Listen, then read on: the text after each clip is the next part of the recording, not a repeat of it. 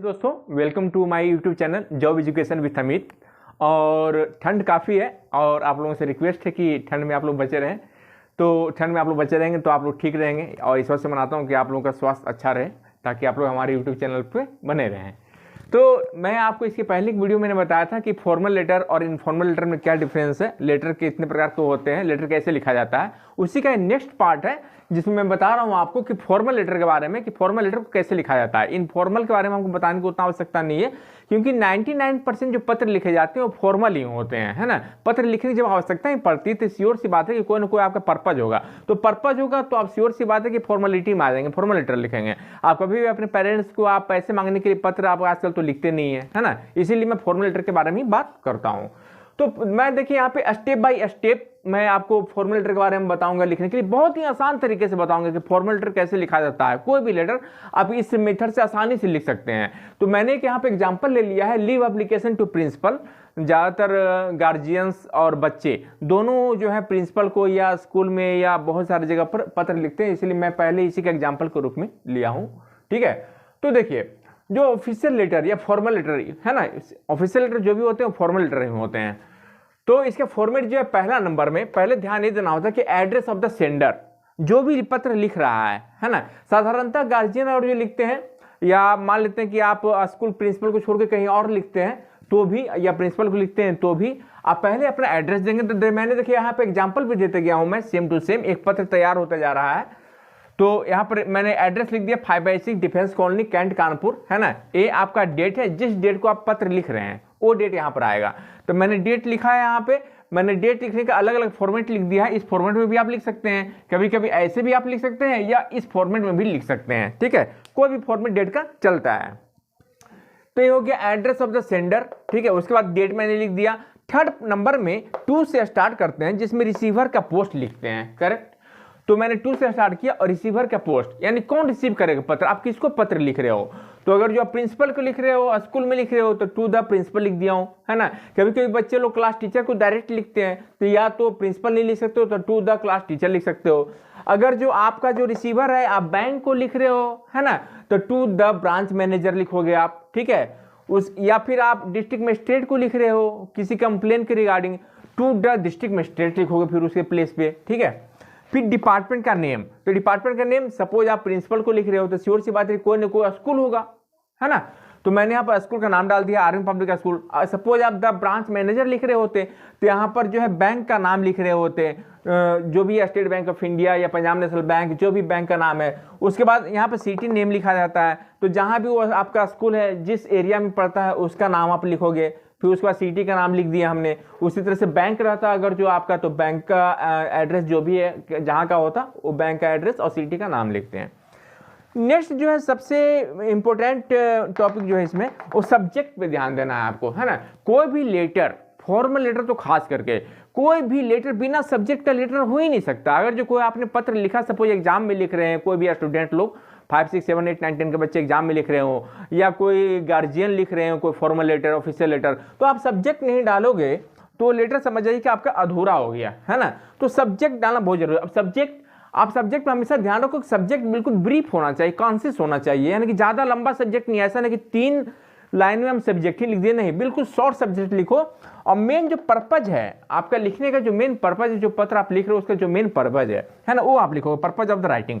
तब मैंने देखिए लिख दिया यहाँ पे सब्जेक्ट में application for leave, application for leave यानी कि छुट्टी के लिए मैं आवेदन लिख रहा हूँ, छुट्टी के लिए मैं पत्र लिख रहा हूँ। आप इसके जगह पर आप कुछ और भी लिख सकते थे, suppose waive of readmission fees बार बार लेते हैं स्कूल वाले, तो उसका वेव ऑफ करवाना है, माफ करवाना, उसके लिए यहाँ पर लिखोगे। सपोज आप जो है कोई सर्टिफिकेट इशू करवाना है, लिविंग सर्टिफिकेट लेना है ना, तो लिविंग सर्टिफिकेट लेना है तो for issue of leaving certificate लिख देंगे, जो भी सब्जेक्ट है। उसके बाद 5वां नंबर में हम जो है सैल्यूटेशन लिखते हैं। सैल्यूटेशन यानी कि आप जब भी आप किसी को लिखो तो कौन सैल्यूटेशन तो करोगे, डियर सर, रिस्पेक्टेड सर। तो मैंने यहाँ पर रिस्पेक्टेड सर या मैडम लिखा है। सपोज ए स्टूडेंट लिख रहे हैं तब तो रिस्पेक्टेड सर या मैडम लिखेंगे, लेकिन सपोज स्टूडेंट के पेरेंट्स लिख रहे हैं, गार्जियन लिख रहे हैं, on behalf of student direct लिख रहे हो प्रिंसिपल को, तो डियर सर से स्टार्ट करें। उनको चाहे तो रिस्पेक्टेड सर लिख सकते हैं, लेकिन डियर सर से भी स्टार्ट कर सकते हैं। लेकिन और जो स्टूडेंट लिख रहे हैं तो सिर्फ रिस्पेक्टेड सर या मैडम लिखेंगे। दूसरा एक चीज और ध्यान देने वाली जो बात है, सबसे महत्वपूर्ण बात जो है कि ये सब जो भी आप टॉपिक लिखे है ना, तो इसके बाद आप 1 लाइन या 2 लाइन का स्पेस जरूर देंगे ताकि आपका लेटर देखने में स्टैंडर्ड लगेगा। तो एड्रेस लिखने के बाद थोड़ा सा स्पेस देंगे 1 या 2 लाइन का, उसके बाद डेट लिखेंगे, डेट लिखने के बाद है ना फिर स्पेस देंगे, थोड़ा सा स्पेस होना चाहिए, ठीक है, 1 से 2 लाइन का स्पेस दीजिए। उसके बाद फिर जब आप टू लिखेंगे यानी रिसीवर का पोस्ट डिपार्टमेंट नेम लिखेंगे, ये जब लिख जाएगा आपका, तो फिर जो है इसके बाद आप एक स्पेस देंगे, फिर स्पेस पड़ेगा यहाँ पे, स्पेस के बाद फिर सब्जेक्ट लिखेंगे, सब्जेक्ट के बाद फिर आप एक स्पेस देंगे यहाँ पे, करेक्ट। उसके बाद आप रिस्पेक्टेड सर या मैडम स्टार्ट करेंगे, उसके बाद फिर 2 लाइन का स्पेस देंगे, है ना। उसके बाद बॉडी ऑफ द लेटर, यानी 5वां नंबर के बाद 6 नंबर में जो ध्यान देना है बॉडी ऑफ द लेटर, यानी कि अब आपका लेटर का मेन पार्ट जो है, मेन कंटेंट अब आपका लेटर का तैयार हो रहा है कि क्या आप कहना चाहते हो, ठीक है। तो अभी मैं नेक्स्ट में बॉडी ऑफ द लेटर को कैसे फ्रेम करना है उसको मैं लिख करके बता रहा हूं, तब तक आप लोग इसको नोट कर लेंगे। ये आपका एप्लीकेशन तैयार होते जा रहा है, उसके बाद 6 नंबर जो पार्ट में लिखूंगा, है ना। हाँ, तो नेक्स्ट मैं आपको बता रहा था कि 5 नंबर के बाद जो 6ठा नंबर जो हमारा स्टेप होगा वो होगा बॉडी ऑफ द लेटर। देखिए यह जो लेटर का बहुत ही महत्वपूर्ण भाग होता है, इसमें आप क्या कहना चाहते हैं, जिसको आप लिख रहे हैं उसको आप क्या कहना चाहते हैं, क्या समस्या है आपका, क्या दुख है आपका, वो आप इनसे मेंशन करते हो। तो आप एक बात का बहुत ही ध्यान रखोगे इस बात का कि जब बॉडी जो होना चाहिए आपका लेटर का, ठीक है, तो ये जो है बहुत ही सिंपल लैंग्वेज में होना चाहिए, सिंपल वर्ड का यूज करिएगा आप, सिंपल वर्ड का यूज करेंगे आप, ठीक है, यानी बहुत ही सिंपल सेंटेंस आपका होना चाहिए, वर्ड कहिए या सेंटेंस भी कह सकते हैं, ठीक है। इसमें बहुत ही सरल भाषा का प्रयोग करेंगे ताकि आप पढ़ने वालों को, समझने वालों को बहुत ही आसान लगे। देखिए फॉर्मल लेटर आप लिख रहे हो ना, आपको ज्यादा उसमें नमक मिर्ची और ये सब लगाने की जरूरत नहीं है। आपके पास लिखने वाले के पास टाइम होता है फॉर्मल लेटर में, पढ़ने वाले के पास टाइम नहीं होता भाई साहब, क्योंकि आप जिसको लिख रहे हो उसके पास हजारों लेटर, सैकड़ों लेटर ऐसे आ रहे हैं, ठीक है। तो आप कोशिश करो कि हमारा लेटर बिल्कुल संक्षिप्त हो और सरल भाषा में हो ताकि पढ़ने वालों को समझ में आ जाए, करेक्ट। तो नेक्स्ट जो हम एप्लीकेशन लिख रहे थे अपने प्रिंसिपल को, तो हमारा जो सब्जेक्ट था, ठीक है, एप्लीकेशन फॉर लीव एप्लीकेशन। अब लीव एप्लीकेशन हो सकता है कि आप बीमार हो सॉरी, आप बीमार हो तो उसके लिए आप एप्लीकेशन लिख रहे हो, आपको किसी की शादी अटेंड करने के लिए जाना है उसके लिए आप एप्लीकेशन लिख रहे होगे, प्रिंसिपल को छुट्टी चाहिए, या आप अपने पेरेंट्स के साथ कहीं टूर में जा रहे हो, लंबा घूमने के लिए जा रहे हो कहीं, है ना, तो उसके लिए आपको छुट्टी चाहिए। तो मैंने जो सब्जेक्ट लिखा था, है ना, वो एप्लीकेशन फॉर लीव, है ना, या सिक लीव लिख सकते हैं। सब्जेक्ट मैंने उसमें शायद सिक लीव नहीं लिखा था, तो आप उसमें सिक लीव लिख सकते हैं, ठीक है, एप्लीकेशन फॉर सिक लीव। तो मैंने लिखा कि I am a student of, देखिए जब आपका बॉडी स्टार्ट होता है ना, तो पहले आप सेल्फ इंट्रोडक्शन से स्टार्ट करिए कि आप कौन हैं, ठीक है, जिसको भी आप लिख रहे हैं आप कौन है। सपोज आप बैंक मैनेजर को लिख रहे हैं तो उसको आप लिखिए कि I am a account holder of your bank, ठीक है, जो भी है आप। और जो डिस्ट्रिक्ट मजिस्ट्रेट को या सीएम को लिख रहे हो या पीएमओ लिख रहे हो, पीएमओ को लिख रहे हो, तो आप लिखो I am a citizen of India and my name is so and so, I live here, ठीक है। तो ऐसे तो खैर एप्लीकेशन है प्रिंसिपल के लिए। तो मैंने लिखा I am a student of class 5th, ठीक है, हो सकता है कि आप क्लास 5, क्लास 6, क्लास 7 का स्टूडेंट हो, ठीक है। क्लास 5th सेक्शन भी जरूर लिख दोगे ताकि उसको समझ में आए। अब ऐसा नहीं कि मैंने जो लिखा है सेम टू सेम वही लिख दो आप लोग एग्जाम में। अधिकांश लड़के यही करते हैं रटने वाले कि सेम टू सेम रट लिए, पढ़ रहे क्लास 8 में लिख दिए, वहाँ क्लास 5th लिख दिए, क्योंकि भैया यूट्यूब में तो वैसे ही रटे थे। इस बात का आप लोग ध्यान रखोगे, ठीक है। आप अपनी सुविधा अनुसार उसको आप मॉडिफाई कर सकते हो।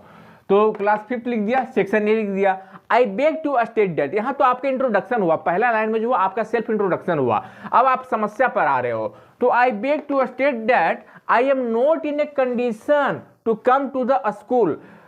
सविनय निवेदन है कि मैं जो है स्कूल आने की स्थिति में नहीं हूं, ठीक है। वाई भाई क्यों नहीं? Since I am suffering from cold and fever, क्योंकि भैया मैं तो बुखार से और जुकाम से बहुत परेशान हूं, ठीक है, इसलिए मैं नहीं आ सकता हूं। और क्या, I have been prescribed by doctor. अब डॉक्टर भी लिख सकते हो, फैमिली डॉक्टर भी लिख सकते हो, है ना। I have been prescribed by doctor to take proper rest for at least 3 days। हमको डॉक्टर साहब बोले कि कम से कम 3 दिन तक तो आराम करना ही पड़ेगा, तभी तुम्हारा जुकाम ठीक होगा, ठीक है। ये मैंने लिख दिया। आप यहाँ पे कुछ और भी रीजन लिख सकते हो। अगर जो आप घूमने के लिए कहीं जा रहे हो तो फिर लिख सकते हो कि I have to go to Manali, I have to go to Shimla with my parents, है ना। तो उसके लिए भाई हम 3 दिन तक वहाँ घूमेंगे, 4 दिन तक, उसके बाद ही लौटेंगे, तो वो हम लिख दिए हैं। उसके बाद देखिए जब ये हो जाता है 6 नंबर का बॉडी हो गया, उसके बाद 7वां नंबर में कंक्लूजन पे आते हैं। कंक्लूजन यानी निष्कर्ष क्या निकला, आप चाह रहे हो, फाइनली बताओ एक लाइन में, है ना, ये क्या चाह रहे हो, तो ये होता है कंक्लूजन। 7वां नंबर जो है लेटर का महत्वपूर्ण पार्ट कंक्लूजन। कंक्लूजन ये निकला हैंस, अतः kindly grant me leave for 3 days, अतः मुझे जो है 3 दिन की छुट्टी प्रदान की जाए। कब से, फ्रॉम, आप फ्रॉम की जगह पे विथ इफेक्ट फ्रॉम भी लिख सकते थे, है ना, WEF भी शॉर्टकट में लिख दिया जाता कहीं कहीं। फ्रॉम इतना तारीख से लेकर के इतना तारीख तक हमको छुट्टी चाहिए। यहां पर आप छुट्टी अपने अकॉर्डिंग चेंज कर सकते हो, डेट अपने अकॉर्डिंग चेंज कर सकते हो।